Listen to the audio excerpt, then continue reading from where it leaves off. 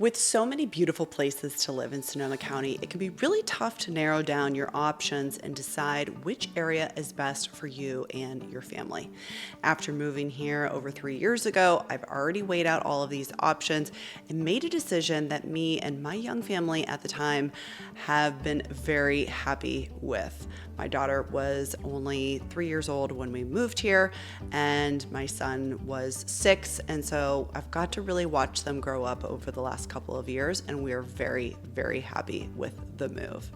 Now remember, what I think is the best place for my family to live may be totally different from what you decide is the best place, so please stick around for the full video because I'm going to go into detail about each city, and you never know what's at the top of my list, maybe at the bottom, and then vice versa. We are starting off with the best of the best, and you probably saw this one coming from a mile away already. It is, drum roll please, Sebastopol. It is S tier in my opinion. Sebastopol is really, really wonderful, and I love that it's just about 9 miles west of Highway 101. From where I'm at, it's only about 5 miles from the 101, and it's only about 15 minutes from Santa Rosa. So you're gonna have all of those great central city services very, very easily accessible. It's roughly about 50-ish miles from San Francisco, making it an ideal spot for those who want to stay connected to the city while enjoying a peaceful small town atmosphere. Sebastopol was once known as the Gravenstein apple capital of the world, and today you can still see many of those apple orchards as you drive around town. So here are some of the main things that I love about living in Sebastopol. Number one is the eclectic culture. Sebastopol has a really laid-back bohemian vibe with a strong emphasis on creativity, sustainability, and alternative lifestyles. Also mixed in is more traditional farming, and I love that feeling as well. Definitely an arts town and an emphasis on the arts. There's performance venues hosting annual Sebastopol film festivals. There is the Gravenstein Apple Fair that happens in the fall and the apple blossom in the spring. There's the concert series Peacetown. There's also the Sebastopol Center for the Arts. So I love that there's this artistic vibe that's happening here. It's really great. Sustainable living, definitely a strong commitment to sustainable farming practices, farmers markets, organic farms, eco-friendly businesses, and an emphasis of like-minded people that want to make the planet a better place. Of course, I cannot talk about the scenic beauty, the rolling hills of Sebastopol, the vineyards, the apple orchards. All of this really creates a wonderful outdoor activity environment, hiking, biking, playing soccer, sports really year-round, which is so different than growing up in Ohio. And I love that there's just so much to do. There's Regal, which is a regional park. My kids are literally there every day. There is the Laguna Santa Rosa. There is the Joe Rodata Trail for hiking, and it's paved, which I love. There's a lot to do outside. And remember, you're only about 20 minutes from Bodega Bay, which is even better. Let's talk about the schools. Definitely, if we're talking about families, schools are going to be really important. Annalee High School is one of the oldest in the country. It is a really great kind of anchor for the community. They do a great 4th of July event every year with the Kiwanis Club. It's probably one of the best fireworks displays that I have ever seen. And the school is really involved, and there's marching band, and I love that community feel. School also ranks in the top 20% of all schools in California. And I especially appreciate all the alternative options. There are several different public charters along with 2 public Waldorf schools, which was really the driver for me and my family to move here. When it comes to housing, Sebastopol offers a unique mix. Housing options can really range from historic cottages built in the early 1900s to more modern homes that were built in the 70s, 80s, and 90s, and more of developed communities. Now, of course, the historic homes are going to be particularly charming, offering architectural details, lovingly maintained exteriors, and great proximity to the downtown. There's also townhome options, condo options, apartments, making it really accessible for a lot of different budgets. Right now, the median is just under $1 million, about $987,000 for a home in the area. And so you're going to see that range from like a condo all the way up to country properties and more luxury homes. Surrounding the town are going to be those larger properties, anywhere from an acre to 10 acres to a couple hundred acres. And whether you're looking for a vineyard, a livestock farm, or maybe just having room for a pool, you'll definitely find this here. Some of the higher end properties can reach upwards of $6 million, especially as you head out toward the coast where the views are just breathtaking. Now, I mentioned if you love the outdoors, Sebastopol definitely will not disappoint. We also have Ives Park, which features an Olympic-sized community pool. The downtown area features a great main street, the Barlow, which is a vibrant area of shops, restaurants, breweries, and music venues, all converted from an old apple canning facility, and it's all outdoor. Really kind of emphasizes that, California lifestyle. Really, really cool area with visitors and also locals alike. It's really kind of put Sebastopol on the map, especially for people that are coming to the area to do wine tasting.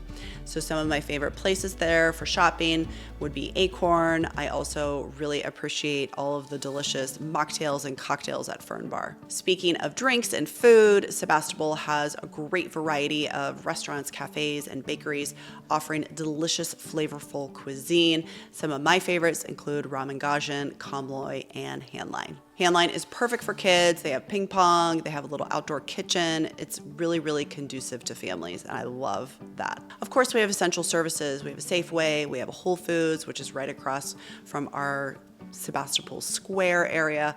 And as I mentioned, just 15 minutes away from Santa Rosa if you need, to go to Costco or Target, Home Depot, those kind of larger big box stores. And while, of course, there's no area in California that is safe from fires, historically, the east side is prone to a little bit more fire than the west side, and Sebastopol is on the west, so that's another reason why it's at the top of my list. So if you're looking for a credible quality of life for your family, Sebastopol might be the perfect spot for you. All right, next up is Petaluma. Now, as much as I love Sebastopol, there's one other town that I would also rank as a top area, especially for families.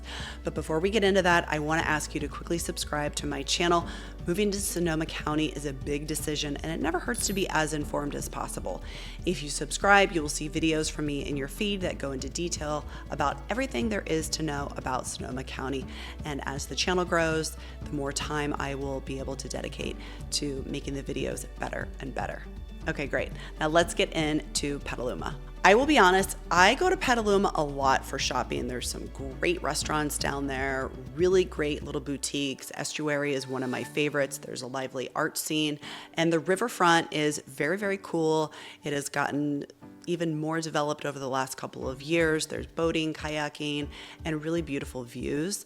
And I love all the antique shopping that is down in Petaluma as well. So if I'm gonna go shopping, I kind of tend to go to Petaluma, which is actually very, very close to Sebastopol. And speaking of proximity, I think people will really appreciate that Petaluma is just that much closer to San Francisco. It's also going to be closer to Sonoma, and it's going to be closer to the Napa Valley. Now, the city hosts numerous events, including the Butter and Egg Day Parade, Antique Fair, the Petaluma Music Festival, and it's currently working to become a blue zone city. And I want to just spend a minute or so talking about this. So if you don't know anything about the blue zones, in 2004, Blue Zone's founder, Dan Buettner, teamed up with the National Geographic, the National Institute on Aging, and the world's best longevity researchers to identify pockets around the world where people were living longer. They were reaching that centenarian, that 100 years. Now, these are going to be Sardinia, Italy, Greece, Costa Rica, Seventh-day Adventist community Loma Linda in California, and then Okinawa, Japan. And so what they found is that people are living longer, they're having higher quality of life.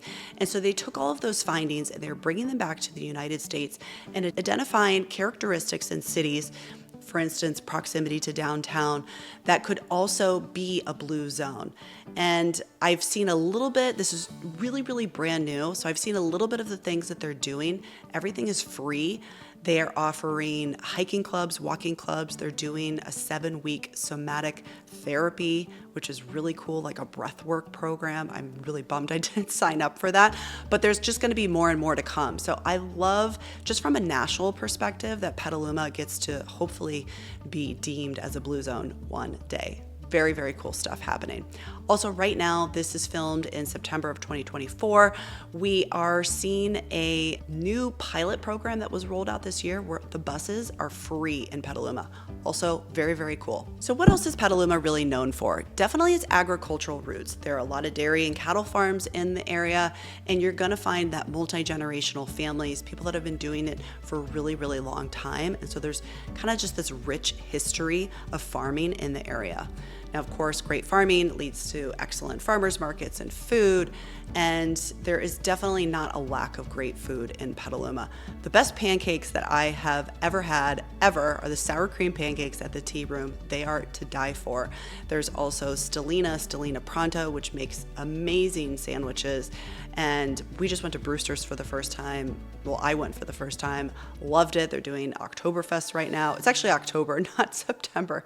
I don't know where the time is going, but it's October. They're doing Oktoberfest right now, and they had a ton of mocktails on the menu for me, including a really delicious NA beer from Mexico that I loved, along with other Oktoberfest fare. That was really, really fun for families. So great, great food in Petaluma. Now, Petaluma is going to be great for convenience. As I mentioned, it's going to be that much closer. And if you look on a map, it's kind of divided on the east and the west side. The east side is going to be newer homes, a little more developed communities, and those are going to be starting in about median price of $860. And on the west side, you're going to have older homes that are Victorian era with lots of beautiful details close to that proximity of downtown area, and some properties that are going to have a little bit more acreage as well. So the west side is the older side, the east side is the newer side. And on the west side, the median is about $1 million at the time of making this video. Similar to Sebastopol, the town is full of interesting and vibrant places, from art shows and exhibits at the Petaluma Art Center to Garden Valley Ranch, featuring over 7,000 rose bushes and a natural atmosphere. Petaluma is also known for having great schools. There's also some charter schools there. There's a charter Waldorf there. There's parochial schools, and there's well-known public schools there as well. All in all, I think that Petaluma and Sebastopol are really the best of the best in terms of Sonoma County for families. So if you are planning on moving here, definitely look into those towns. Now, these next 4 towns might not be as great for family living, but that doesn't take away from the fact that they're still really nice places, and they may be perfect for you. So let's dive in. All right, Santa Rosa. It is the biggest city in Sonoma, double the amount of people that are in Petaluma at about 177,000, and it's just much bigger geographically. It's also really the most diverse area in Sonoma County. Santa Rosa really has something for everyone. On the west side, you can find country properties and larger lots, like in the Santa Rosa Golf and Country Club. And on the east side, closer to the popular Montgomery Village shopping area, you can find more residential planned communities, houses that have really great proximity to Annandale State Park. And there's also a really, really beautiful historic area. There's a couple historic areas, but the one I am talking about is at the McDonald District. It is a historic, charming residential neighborhood that is known for its beautiful, really well-preserved tree-lined streets, interesting architecture styles. So think Victorian, think Craftsman, and Colonial Revival. If I lived in Santa Rosa, I would 100% live there, or I would live in the Santa Rosa Country Club. Fountain Grove is also a popular area, but it was affected by the wildfires. It is currently being rebuilt with these beautiful modern properties. A lot of them have pools and stunning, stunning views. That's what Fountain Grove is really known for. The city has an abundant array of galleries, theaters, events, the historic site, the Charles Schulz Museum, the roller skating rink right next door. Charles Schulz, of course, is the founder of Peanuts, and the other cultural activities range from the Railroad Square Historic District, which is a charming area with antique shops, restaurants, and restored buildings. And we even have a symphony, the Santa Rosa Symphony, that offers classical performances throughout the year. The Luther Burbank Home and Gardens historic site showcases the home and garden of the famed botanist and horticulturist. And there's also the Luther Burbank Center for the Arts that hosts performances all around the year. Music, dance, theater, comedy shows, concerts. It's a great, great venue, really intimate, and I've gone there for adult shows and kid shows alike. Of course, local wineries. On the west side, you're going to have Deloche, and on the east side, you're going to have St. Francis, and a lot of other wineries kind of in between. I think people can sometimes forget that Santa Rosa is also still wine country. This area can be prone to wildfires, as I mentioned, in the Fountain Grove area, and so that's something to think about. It's also going to be more of an urban area in particular parts, especially kind of that downtown center area. The 101 can get really congested sometimes, and also the 12, getting on and off the freeway from the 12 can be difficult. There are a lot of school options in Santa Rosa, but be prepared to possibly have to drive to your desired school as it's a bigger area. There's definitely there's public charter, and there's private options along with parochial. My other comment regarding schools is I cannot tell you what a good school is. It is very subjective to you and your family. There's certain things that sites will look at, like class size, test scores, and maybe those things are important to you, but there may be other things that are more important, specifically your child's educational style, the community involvement. It's very, very personal, and I certainly encourage you to do your own research. Now, Santa Rosa is really divided by 4 quadrants when it comes to real estate. We have the northeast, which is currently at about $935,000 for median price. Northwest is $715,000, southeast is $752,000, and southwest is $675,000. Now, despite its affordability, many shops, amenities, and attractions, Santa Rosa presents several challenges that might just make it a little bit less appealing for families. I would say the number one being congestion of traffic, especially during those commute hours. It can make daily travel just, more challenging for families with busy schedules. And number 2, I would say that Santa Rosa has a little bit more fire risk than other parts like Sebastopol or Petaluma, especially during the summer and the fall months. Next up, we have Occidental, which is a small, quaint, unincorporated town known for its downtown area and great proximity to the redwood forests. Similar to Petaluma, the town has kept its historic feel and is home to several local shops, restaurants, and art galleries. However, Occidental is more of a getaway destination and is not necessarily the best place for a permanent resident.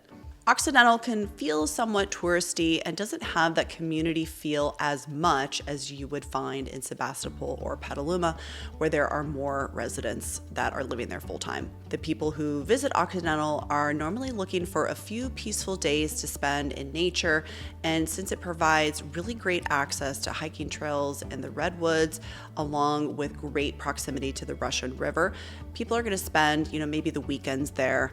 And you're not going to find as many amenities when it comes to the essentials. So you're going to have to drive into the next town to get groceries, or you're going to have to go, all the way to Santa Rosa to go to some of the bigger box stores, and a little bit farther out to maybe eat at some of the restaurants you want to go to. Also, for me, it's a lot farther away from San Francisco, so it's not the best location if you are looking to commute, and there are just not as many schools to choose from there. However, they are highly rated. Home prices are pretty similar to what you will find in Petaluma and Sebastopol, but you just don't get the amenities along with that great family atmosphere to go along with it. Moving on, I think another one for the list is Rohnert Park. It is a city that I would put in kind of mid-tier, which is really surprising considering that it started out as a planned community and was really designed for families in mind. While its tree-lined streets are definitely sought after and the neighborhoods are really great options if you want to have a tight neighborhood feeling, I feel like it's shifting more towards kind of a typical college town, commercial town, rather than a residential. And it's not really that surprising because it's so close to Sonoma State and a lot of booming businesses in the area. But families should really keep that in mind. Rohnert Park does offer some really great affordable housing options with condos starting off around $300, and typical single-family homes are ranging from the $700,000 to $1 million range.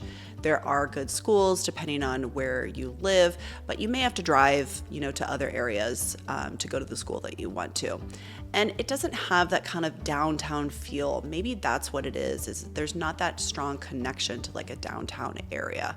So if you want to have those shops and restaurants, you're going to have to go outside of the area. So with that lack of a downtown, it can definitely feel less cohesive and vibrant as some of the other places because it doesn't have that kind of central meeting place.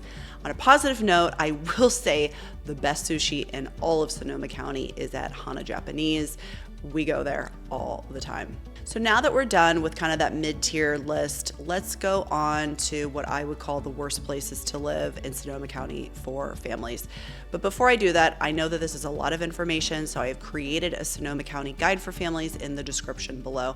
Everything that I've covered in this video is in the guide, and you can download it, use it as a cheat sheet for your upcoming home search. Moving on. So in my opinion, these are the worst areas for families, but that doesn't necessarily mean that they couldn't work for you, okay? This is just my opinion. These towns are all charming and perfect, and I go to all of them for different reasons, and they offer really great, relaxing weekend experiences, holiday experiences, more of a vacation, and that's kind of why I wouldn't want to live there full time, is they feel more of like a vacation vibe. So number one on the list for worst is Cloverdale. This one is famous for its affordability, with homes only starting off, around the $600,000 range, which is a little crazy for Sonoma County. Seeing how affordable the town is, it's pretty easy to gravitate towards it when you are looking, but it is much, much farther away from San Francisco. And so if you have a family, you're wanting to commute for work, Cloverdale could be a little bit more challenging, and a lot of its residents are going there to retire. Now, Cloverdale feels tucked away because it kind of is tucked away. There's not a ton going on when it comes to amenities, and so you're gonna have to be driving to some other areas for more of that everyday type of shopping. Because there are a lot of retirees, you're gonna have that slower pace of life. But I think for me, the big drawback is it is hot, hot, hot in Cloverdale. And temperatures, it's actually hot right now everywhere in Sonoma County, but especially in Cloverdale, temperatures can be in the 100s and the 90s, and it's that really, really dry heat. Now, this is not to say that there's nothing going on in Cloverdale. There definitely is. They have a Friday night music series, local food trucks, bringing local artisans to the downtown area, and it can be really fun for residents and for visitors. Some other community events feature the Cloverdale Citrus Fair in February, which has carnival rides, food vendors, music, and a cabaret show. And in the summer, the Friday Night Live series brings in music, food, delicious food trucks, local artisans, all to the downtown area, making it a fun spot for residents and visitors alike. The schools here are smaller and don't rank as high as compared to other schools in California and other schools in Sonoma. Next up, we have the town of Sonoma in Sonoma Valley. Now, I love Sonoma. I'm not ragging on Sonoma by any means, but Sonoma is touristy. Of course, the historic plaza, which has over 100 shops, makes it a great town to visit, allowing you to really understand the county's culture. But Sonoma has a lot of tourists, which can lead to crowds and traffic and even a surge in prices and costs. And it's harder to get around on the weekends. Going to your favorite coffee shop could be more difficult. Having lines, it's gonna feel almost more like a San Francisco, where it's like really hard to get in to be able to go to breakfast on the weekends. But I think, for tourists and for people that are wanting to get away, people that are retiring, it is a great place to be. There's also a strong wine culture there, and maybe for young families, that's just not something that you want to be a part of or you don't necessarily appreciate. And I just think that there's better options than downtown Sonoma or Sonoma Valley. And at the bottom of the list, we have Healdsburg, which you might be surprised to see so low on the ranking despite how popular it is. Now, don't get me wrong, this is a great area on its own. Healdsburg is really having a booming real estate market at the moment. There's a lot of exciting developments happening kind of in the downtown area, some beautiful condos that are being built. But I personally think that this works better as a vacation home, a getaway place to spend on the weekend. I know a lot of families in San Francisco have a second home in Healdsburg area. And for me, it just feels so much farther away from San Francisco. So I can't imagine a family where one of the spouses, partners has to be able to get into the city. I think that could be really hard for a family. It also just has fewer permanent residents than other towns, so it's not going to have that family atmosphere like as much as it would in Sebastopol or Petaluma. Now, maybe you don't want to be around kids at all, and so Healdsburg would be the perfect place for you, and we could definitely talk about that. There are a lot of gorgeous properties in Healdsburg, and it is a perfect weekend getaway. If the towns like Sebastopol, Petaluma, or even any of the others on your list have really sparked your curiosity, Sonoma County might be the next place for you to call home. It is just a matter of staying well informed and narrowing down your home search. I would love to be your real estate resource of choice for your move to Sonoma County. Please reach out at emily.beaven@compass.com. Thank you for tuning in and make it a great day.